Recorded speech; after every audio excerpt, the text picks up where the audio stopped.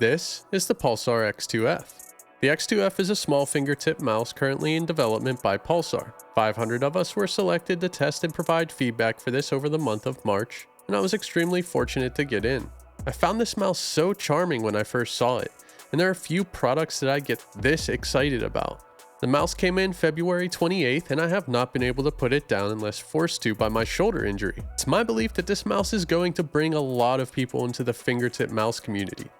In my main rotation, I'll be going between the Pulsar X2F, the Crazy Light, the Beast X Mini Pro, and the Game Ball Finger for the foreseeable future. Just so you know, this is a beta unit and everything about this version of the X2F is subject to change.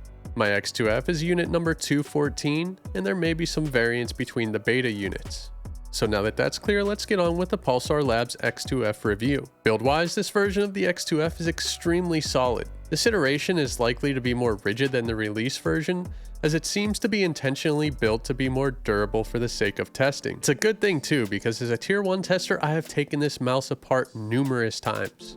The surprising thing to me is how well this mouse reassembles. There is no fiddling to get the switches to feel right. It pretty much perfectly clicks back into place. In my experience, you just have to make sure to get the side buttons slotted in first. This extra durability does come with a weight drawback, as the denser material makes my unit come in at 42.65 grams with the dot skates on. Now, Pulsar have said that they can get this down to as low as 25 grams. There is definitely a balance to be struck here between weight and durability, so my guess is that the release version will be between 30 and 35 grams. We'll probably get a final weight figure closer to release. I'm sure there are lots of materials being tested to find the balance of durability and weight. I don't have a problem with the current weight, the mouse still feels great. However, I do statistically perform better on a lighter mouse according to my own testing. The aesthetic is what first pulled me in.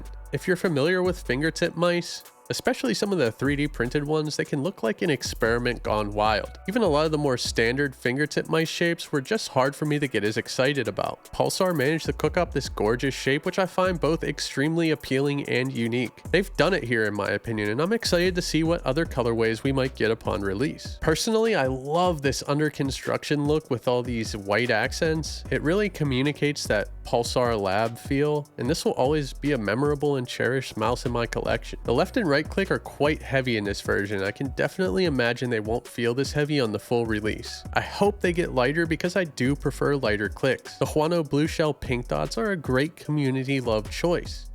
They feel extremely tactile with excellent feedback. However, this is definitely the heaviest blue shell pink dot implementation I have felt. It doesn't stop me from loving the mouse, but coming from some of my other mice, it can take some adjusting. The side buttons feel really great, but they have a pretty standard shape. I wish the side buttons could be more angular and aggressive. If you regularly watch my content, you'll know that I really love a more aggressive side button profile with more wide and flatter angular buttons. On a side note, I think the side button implementation is actually really clever. When you take the mouse apart, the side buttons, PCB and all, are actually part of the top chassis. You don't even have to fiddle with any positioning when reassembling the mouse.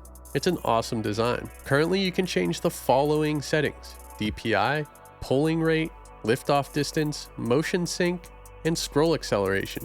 Polling rate is up to 8K natively. This mouse is using a beta in-house firmware, which is awesome to hear. They're targeting a 0.125 ms latency, which will be incredible if achieved. The updates have been coming steady throughout the testing period. I do believe there is something going on with the click duration, as I feel I get double shots a lot in games like Valorant. This has been provided in feedback, and it seems like something that can be tuned with future firmware updates. Getting XLAT results proved difficult. So as a tier 1 tester, part of our responsibility is to perform XLAT testing. The native XLAT firmware was unfortunately unable to pick up the click data of the X2F. I'm not going to get too in the weeds on why this is, but in order to get results, I had to modify the XLAT firmware. I learned a lot through the process, starting with no firmware experience or knowledge. I'll throw some of my results up on the screen, but I'm still working to verify this accuracy against other mice, as well as fix some bugs with the firmware. Definitely take it with a grain of salt. So the X2F is essentially the X2 Crazy Light shape with the booty hacked off.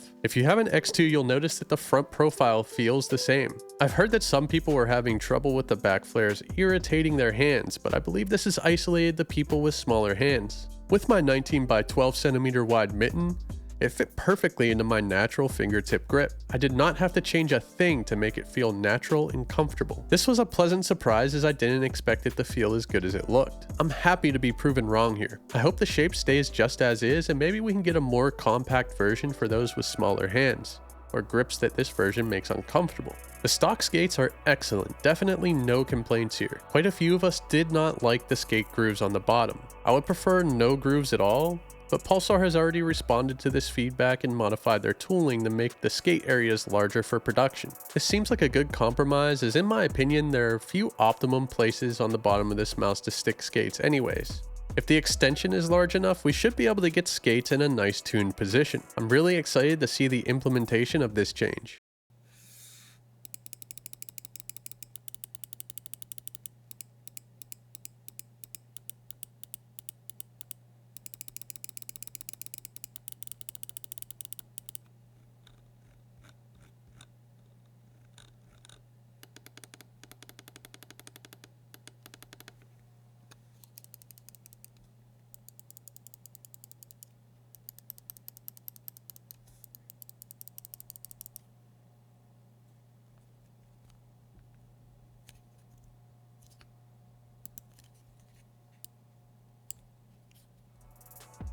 I genuinely believe that the X2F is the best new peripheral product to come out this year. It was pure excitement when I realized that I actually enjoyed using this mouse as much as I enjoyed the sheer idea of it. In my eyes, Pulsar has landed on something incredible, and this release version is currently my most desired peripheral.